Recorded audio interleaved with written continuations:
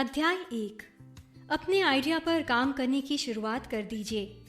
आज की इस भागती दौड़ती दुनिया में आप ऐसी किसी चीज में क्यों ही समय लगाएंगे जिसमें आपके काम की कोई बात ही ना हो। इसलिए ये सवाल आना कि इस किताब में मेरे लिए क्या है, बड़ा लाजमी सा हो गया है। सबसे पहले तो आपको बता दें कि इस सवाल के जवाब के लिए आपको इस समरी का पहला अध्याय तो सुनना ही होगा। एक बार अगर आपने इस किताब का पहला अध्याय सुन लिया तो फिर आपके जहन में ये सवाल कभी नहीं आएगा। इस किताब में बताया गया है कि सक्सेस कभी भी ये आश्वासन नहीं देती है कि आप खुश ही रहेंगे। भले ही आपके पास पैसा खूब हो, अच्छा घर हो, गाड़ी हो, लेकिन इसका मतलब ये कतई नहीं है कि आपके मन में खुशी भी होगी। इसके कई कारण हो सकते हैं, जैसे कि हो सकता है कि आपका वर्किंग माहौल वैसा ना हो जैसा आपने सोचा था, या फिर किसी चीज़ की कमी आपके दिल में बैठ गई हो। अगर ये शब्द आपको सही लग रहे हैं तो इसका मतलब साफ है कि आप भी अपनी ज़िंदगी में काफ़ी उलझे हुए हैं। कहीं ना कहीं तो आपके जीवन की गाड़ी भी फंसती हुई नज़र आ रही है।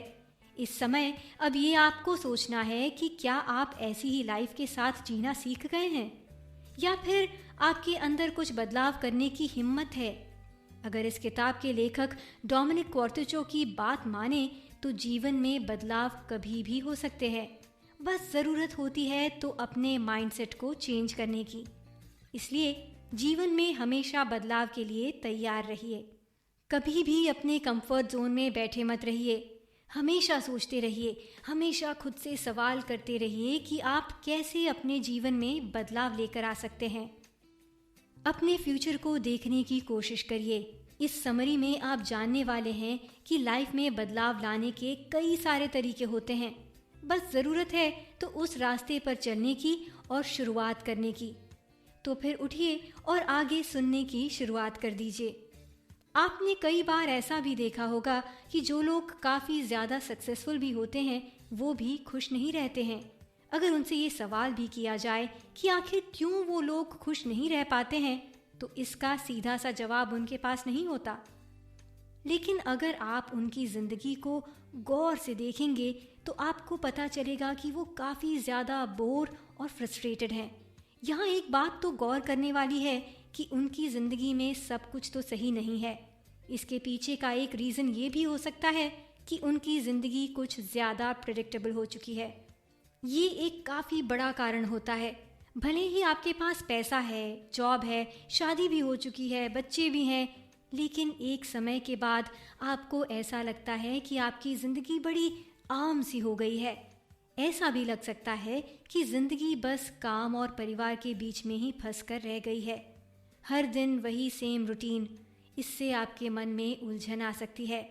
अगर आप ऐसे व्यक्तित्व के धनी हैं जिसे एडवेंचर पसंद है तो इस तरह की सिचुएशन आपके लिए काफ़ी ज़्यादा बुरी हो सकती है। आपको ऐसा लग सकता है कि आपका पूरा दिन ट्रेडमिल में दौड़ते हुए बीत जाता है।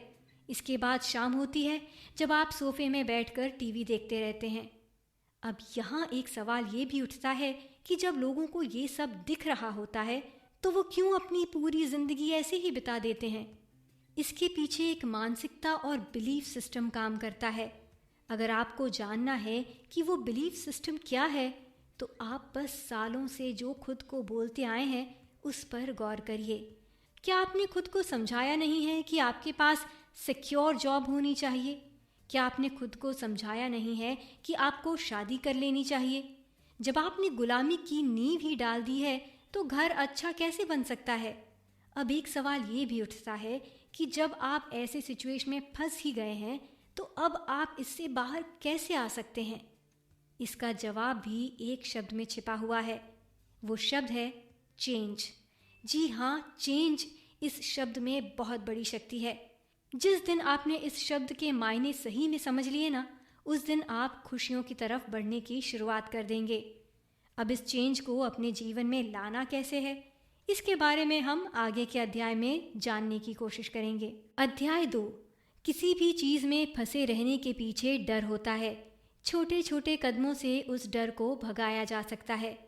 जब कोई कहीं फंसा होता है तो सबसे बुरी चीज़ ये होती है कि वो रोज़ उस दलदल में फंसता ही जाता है। उसे अगर ये भी मालूम है कि इससे बाहर कैसे आना है, फिर भी वो इसकी कोशिश नहीं करता है। आखिर ज़रूरी बदलाव लाने से हमें रोकता कौन है? हमें कोई नहीं रोकता है। अगर कोई हमें बार बार बदलाव लाने से रोकता है तो उसका नाम है डर। सब कुछ बिगड़ सकता है, इस बात का डर हमें ज़रूरी बदलाव लाने से रोकता है। एक सच्चाई ये भी है कि चेंज करना कठिन होता है। इसके पीछे का रीज़न यही है कि हर बेहतर काम मुश्किल होता है। अगर आपको अपने घर का केबल भी चेंज करना है तो उसमें भी काफ़ी ज़्यादा मेहनत होती है। नए केबल ऑपरेटर से बात करना, सिस्टम को घर में इंस्टॉल करवाना, कई सारी मुश्किलें आ सकती हैं। तो अब सोचिए, यहाँ तो ज़िंदगी में बदलाव लाने की बात हो रही है। अपनी ज़िंदगी में बदलाव लाते समय एक और रुकावट हमारे सामने आती है। ये रुकावट होती है हमारा इमोशनल एंगल। हम ये सोचने लगते हैं कि बदलाव लाने से कई लोगों को बुरा लगेगा। हमें ये समझना चाहिए कि कई बार चेंज पेनफुल होता है, लेकिन लॉन्ग टर्म के लिए खुशियों का दरवाज़ा यही खोलता भी है। अब हमारे पास $1 मिलियन सवाल है कि हम अपनी ज़िंदगी में बदलाव की शुरुआत कैसे करें। इसका जवाब भी ऑथर ने दिया है। उन्होंने बताया है कि 3 स्टेप्स हमको लेने पड़ेंगे। वो हैं अवेकनिंग, डिस्ट्रप्टिंग और डिज़ाइनिंग। ऑथर बताते हैं कि अपने दिमाग को तैयार रखिए, एक स्टेप पीछे ले जाइए। सोचिए कि आपकी ज़िंदगी में क्या चल रहा है। क्या आप अपनी ज़िंदगी से खुश हैं? चीज़ों को ऑब्जर्व करने की कोशिश करिए। अगर सब कुछ सही ना लगे तो दिमाग में सोच लीजिए कि अब चेंज का समय आ गया है। फाइनली अपनी ज़िंदगी को नए ढंग से डिज़ाइन करने की कोशिश करिए। अगर आप लाइफ में कुछ नया रंग भरेंगे तो निश्चित ही आपकी ज़िंदगी भी बेहतर रूप लेकर सामने आएगी। एक बात को याद रखिएगा कि जीवन बहुत ही खूबसूरत है। फ़र्क यहाँ पड़ता है कि हम उसे कैसे देखते हैं। अपने भविष्य से खुद को कनेक्ट करने की कोशिश करते रहिए। कई बार हमने देखा है कि डर हमको फैसले लेने से रोकता है, लेकिन आखिर ऐसा क्यों है? हमें ये समझना चाहिए कि अगर हम चेंज का फैसला नहीं भी लेते हैं तो भी हमारी जॉब जा सकती है या फिर हमारा रिलेशनशिप टूट सकता है। हमें एक बात समझनी चाहिए कि जीवन में कुछ चेंज हमारे कंट्रोल से बाहर होते हैं। इसलिए हमें रिजल्ट से तो बिल्कुल भी नहीं डरना चाहिए, बल्कि इस बात का ख्याल रखना चाहिए कि अगर आज हमने अपनी ज़िंदगी में बदलाव लाया तो हमारा कल बेहतर हो जाएगा। इसलिए हमेशा कोशिश करिए कि अपने फ्यूचर से आप कनेक्ट हो सकें। अर्थशास्त्री हैल हर्शफील्ड ने UCLA स्कूल ऑफ मैनेजमेंट में एक रिसर्च की थी। इस रिसर्च में लोगों के दिमाग की एक्टिविटी को पढ़ने की कोशिश की गई थी। इस अध्याय में ये भी पढ़ने की कोशिश की गई थी कि आखिर लोग अपने फ्यूचर के बारे में क्या सोचते हैं। जब हैल हर्शफील्ड ने लोगों से सवाल किया कि वो आज से अगले 5 सालों में खुद को कहाँ देखते हैं, तो उन्हें अधिकतर जवाब में कोई अंदाज़ा नहीं मिला। मतलब लोगों को पता ही नहीं है कि अपने आप को अगले 5 सालों में कहाँ देखते हैं। इसलिए अगर आप आज से ही अपनी ज़िंदगी में बदलाव लाना चाहते हैं तो ये बहुत ज़रूरी है कि आप अपने फ्यूचर से खुद को कनेक्ट करने की कोशिश करें। इसलिए सबसे पहले शुरुआत करिए अपने फ्यूचर के बारे में सोचकर। अध्याय 3, मेडिटेशन भी आपकी काफ़ी ज़्यादा मदद कर सकता है। अगर आपको अपनी ज़िंदगी में सुधार लाना है तो मेडिटेशन आपकी काफ़ी मदद करेगा। ऐसा हम क्यों बोल रहे हैं? मेडिटेशन से दिमाग खुलता है। अगर आप चाहते हैं कि आपका दिमाग सही दिशा में काम करे तो फिर मेडिटेशन की प्रक्रिया से आपको रूबरू होना ही चाहिए। इसको थोड़ा हम नज़दीक से समझने की कोशिश करते हैं। लाइफ में जब हम खुद को फंसा हुआ महसूस करने लगते हैं, इसका मतलब ये होता है कि फंसे हुए होने की आदत बना ली है। अब यहाँ पर एंट्री मेडिटेशन की होती है। आपके रिस्पॉन्स सिस्टम और दिमाग के बीच में ध्यान एक ब्रिज क्रिएट करता है। इसी के साथ ध्यान के माध्यम से आप ये भी सीखते हैं कि पहले थॉट्स को ध्यान से पढ़ना चाहिए। जब हम अपने थॉट्स को पढ़ना सीख जाएंगे तो हमारे रिएक्शन भी उसके प्रति सही ही होंगे। समय के साथ साथ ये आपके ऑटोमेटिक बिहेवियर पर ब्रेक सा लगा देगा। जैसे कि आप अभी सुबह करते हैं, अलार्म बजने के साथ ही बेड से छलांग मार देते हैं और ऑफिस के लिए निकल जाते हैं। कुछ समय बाद आप खुद से सवाल करने लगेंगे कि क्या ये करना सही है? क्या इस तरह से जीवन जीना सही है? अगर नहीं है तो मैं कब से इसके ऊपर काम करने की शुरुआत करने वाला हूँ। इसी के साथ ऑथर ये भी बताते हैं कि इस पूरी प्रक्रिया में कुछ समय लगता है। अपना जिक्र करते हुए वो बताते हैं कि मेडिटेशन की हेल्प से ही उन्हें पता चला था कि वो कॉर्पोरेट जॉब के लिए नहीं बने हैं, बल्कि उन्हें लाइफ कोच होना चाहिए। इसके बाद उन्होंने अपने थॉट्स के बारे में अच्छे से विचार किया था। विचार करने के बाद लेखक ने उस पर एक्शन लेने का फैसला किया। फिर जब एक्शन लिया तो बाकी सब आपके सामने ही है। आज के दौर में लेखक काफ़ी मशहूर लाइफ कोच और मोटिवेशनल स्पीकर हैं। आप खुद सोचिए, जब मेडिटेशन ऑथर के जीवन में इतना बदलाव ला सकता है तो फिर आपके जीवन में क्यों नहीं। चैलेंज करना सीखिए और पॉजिटिव माहौल में रहने की कोशिश करिए। कई बार आप सोचते हैं कि ऑफिस में थकान भरे दिन के बाद घर में वाइन के साथ सोफे में बैठा जाए। ये प्रोसेस आपके लिए रिलैक्स करने का तरीका हो सकती है, लेकिन ये एक तरीके से वेस्ट ऑफ टाइम भी है। क्या आपने कभी नहीं सोचा कि काम के बाद या फिर वीकेंड में कुछ रिवॉर्डिंग किया जाए? अब यहाँ बात हो रही है अपनी आदतों से पीछा छुटाने की। तो इसका मतलब ये नहीं है कि आप हर वो चीज़ बंद कर दें जिसमें आपको मज़ा आ रहा हो। ऑथर बस ये कहना चाहते हैं कि आप खुद को चैलेंज क्यों नहीं देते हैं। चैलेंज से मतलब है कि आप खुद को बोलिए कि आप 100 दिन तक शराब नहीं पिएंगे। अगर आप अपने सेलफोन से एडिक्टेड हैं तो आप 2 हफ्तों तक उससे भी दूरी बना सकते हैं। इस तरह के चैलेंज करने का ये मतलब है कि आपको किसी भी चीज़ की आदत ना लगे। आप तभी कोई चीज़ करो जब उसे करना चाहो।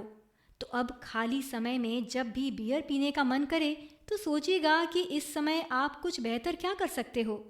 अपनी आदतों से जब आप थोड़ा सा ब्रेक लेंगे तो आपकी ज़िंदगी थोड़ी आसान हो जाएगी। अपनी ज़िंदगी में थोड़ी सी सकारात्मक सोच घोलने का एक तरीका और भी है। वो ये है कि अपना सोशल कल्चर चुनते समय आप थोड़ा चूज़ी हो जाइए। हम आज के समय में ऐसे दौर में जी रहे हैं जब हम ना चाहते हुए भी लोगों से हमेशा कनेक्टेड रहते हैं। हर हफ्ते हमारे कई सारे रिश्ते बनते रहते हैं। अब जो बात बोली जा रही है वो थोड़ी हार्श आपको ज़रूर लग सकती है, लेकिन हमको रिश्ते बहुत सोच समझ कर बनाने चाहिए। हमें ऐसे लोगों से ही कनेक्टेड रहना चाहिए जिनका होना सच में हमारे लिए मायने रखता है। अगर आपके जीवन में ऐसे लोग भरे पड़े हैं जिनका कोई मतलब नहीं, तो आज भी समय है कि उनसे बाहर निकलिए और मूव ऑन करिए। अध्याय 4, क्या एक समय में एक ही गोल पर फोकस करना चाहिए? हाई अचीवर्स के पास सैकड़ों लक्ष्य होते हैं, लेकिन उन सभी को आगे बढ़ने के लिए बहुत कम समय और ऊर्जा रह पाती है। हाई अचीवर्स के पास सैकड़ों लक्ष्य होते हैं, लेकिन उन सभी को आगे बढ़ाने के लिए बहुत कम समय और ऊर्जा रह पाती है। इसलिए यदि आप जापानी सीखना चाहते हैं तो अपना सारा ध्यान इस भाषा को समझने और सीखने में केंद्रित करें और आगे बढ़ें। यदि आप एक बार में एक लक्ष्य पर ध्यान केंद्रित करते हैं तो आपके पास सफल होने का ज़्यादा चांस रहता है। बहुत ज़्यादा महत्वाकांक्षी होना भी कई बार सही नहीं रहता है। ऑथर ने अपने क्लाइंट्स के कई केसेस में देखा है कि अधिक महत्वाकांक्षी व्यक्ति भी दुखी ही रहता है। इसके पीछे का रीज़न ये भी है कि वो कई सारे प्रोजेक्ट्स एक समय में करना चाहता है, लेकिन फिर अपने काम में ध्यान नहीं दे पाता है, जिसके कारण उसके मन में बेचैनी आ जाती है। वो दुखी रहने लगता है। आपको याद रखना होगा कि कमिटमेंट करना आसान होता है, लेकिन उस कमिटमेंट को पूरा करना बहुत ही ज़्यादा मुश्किल होता है। इसलिए हमेशा कोशिश करिए कि आप उतना ही कमिट करें जितना आप पूरा कर सकें। यहाँ पर हम उदाहरण के लिए किसी रिलेशनशिप को ही ले लेते हैं। अर्ली डेज ऑफ रोमांस के समय कपल एक दूसरे से बहुत सारे वादे कर देते हैं। उस समय फ्लो में वो ये भी नहीं सोचते कि क्या वो ये वादे पूरा कर भी सकते हैं। इसका अंजाम क्या होता है? जब अपनी बात पर खड़ा होने का समय आता है तो कोई ना कोई पीछे हट जाता है। इससे उन लोगों का इमोशनल ब्रेकडाउन हो जाता है। ये भी बहुत ज़रूरी है कि आप अपने गोल्स के प्रति क्लियर रहें। आपको पता होना चाहिए कि आप किसी भी लक्ष्य के पीछे क्यों जा रहे हैं। आप अपनी ज़िंदगी में जितना ज़्यादा क्लियर रहेंगे उतना ही खुश आपका दिमाग रहेगा। अगर आपका दिमाग खुश रहेगा तो फिर आपकी ज़िंदगी भी काफ़ी सही और सुलझी हुई चलेगी। अपने गोल की तरफ सही तरीके से बढ़ने के लिए कोशिश करिए कि आप हमेशा खुद को मोटिवेट कर सकें। अगर आप अपनी लाइफ में बहुत ज़्यादा कमिटमेंट कर देते हैं और फिर आप उन्हें पूरा नहीं कर पाते हैं, तो उससे आपके भीतर कई सारी दिक्कतों का जन्म भी होता है। उन्हीं दिक्कतों में अवसाद जैसी बीमारियों का भी नाम है। इसलिए सबसे ज़रूरी ये है कि आप अपनी क्षमता को अच्छे से पहचानिए। आपको पता होना चाहिए कि ज़िंदगी में आपके लिए सबसे ज़रूरी क्या है, और जिसे आपने इतना महत्व दिया हुआ है, क्या वो सच में इसके लायक भी है। अपने गोल्स को लेकर थोड़ा सा क्लियर रहने की कोशिश करिए। इसके लिए आप एक स्कोर कार्ड भी बना सकते हैं। स्कोर कार्ड क्या है? ये एक प्रोसेस है जिसकी मदद से आप एक लिस्ट तैयार करते हैं। उस लिस्ट में आप उन चीज़ों को शामिल करते हैं जिन्हें आप निकटतम भविष्य में करना चाहते हों। इससे क्या फ़ायदा होगा? इससे आपके दिमाग में मोटिवेशन तो आएगा ही, साथ ही साथ फ्यूचर को लेकर आप काफ़ी ज़्यादा क्लियर भी होते जाएंगे। आपको बता दें कि इस किताब के ऑथर ने भी अपना एक स्कोर कार्ड बनाया है। उन्होंने अपने स्कोर कार्ड में खुद को 90 दिनों का चैलेंज दिया था। इस चैलेंज में उन्होंने स्मोकिंग छोड़ने की भी बात कही थी।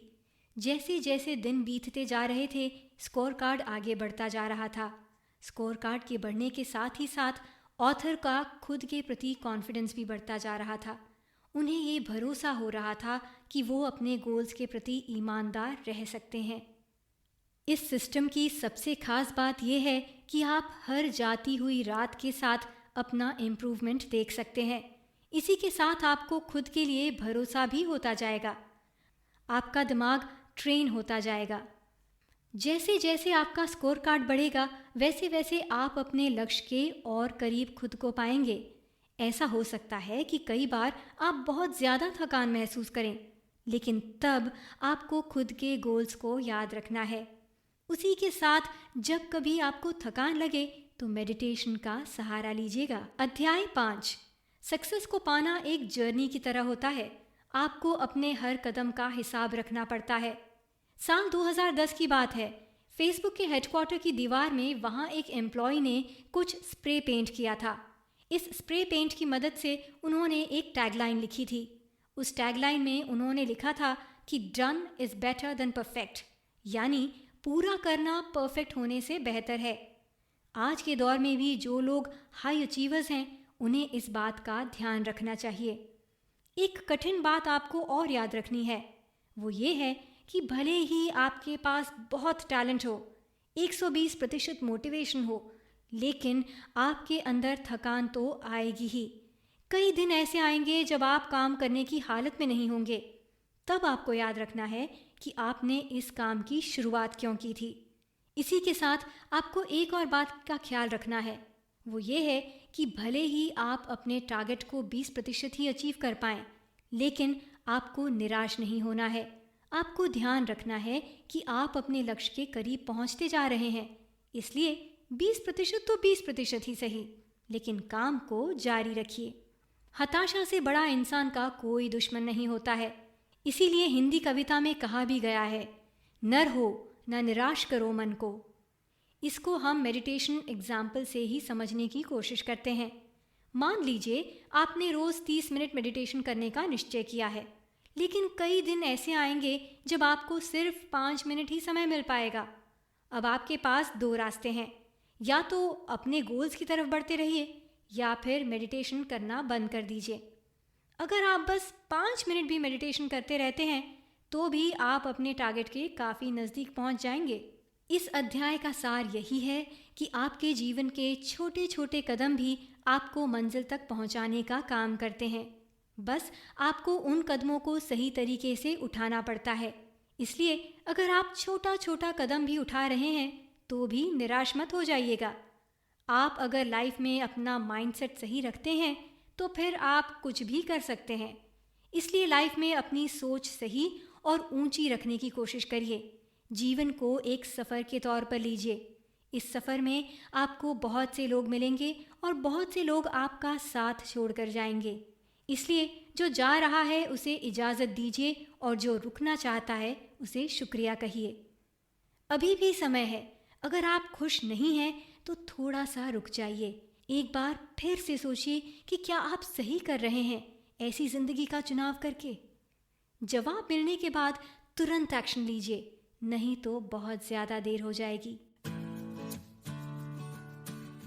कुल मिलाकर कहीं भी फंसा रहना बहुत आसान है, लेकिन अगर आप अंदर से खुश नहीं हैं तो अब ज़रूरत है कि आप एक्शन लें। जब आप एक्शन मोड में आएंगे तभी आपके जीवन में कुछ बदलाव आएगा। अगर पैसे, सोसाइटी, परिवार का डर आपको पीछे खींच रहा है तो आपको इस डर से बाहर आना ही पड़ेगा। इस दुनिया में कुछ भी परमानेंट नहीं है, आपकी ज़िंदगी भी नहीं। इसलिए जितना भी समय आप लेकर आए हैं, कम से कम उस समय में खुद को खुश रखने की पूरी कोशिश तो करिए। क्या करें? आपने जो कुछ भी नया शुरू किया है उसे खत्म करिए। जब कभी इंसान कुछ नया शुरू करता है तो वो बहुत ज्यादा खुश रहता है। कुछ भी नया करने से बेहतर कुछ नहीं होता है, लेकिन कई बार समय के साथ इंसान बोर्ड होता जाता है। उस चीज से उसका इंटरेस्ट भी खत्म होने लगता है। इसके पहले कि आलस आपको घेरे, आपने जो कोई भी प्रोजेक्ट नया शुरू किया है, कोशिश करिए कि उसे समय रहते ही खत्म कर सकें। अपने फ्यूचर को डिज़ाइन करिए। आपका फ्यूचर आपका ही क्राफ्ट है,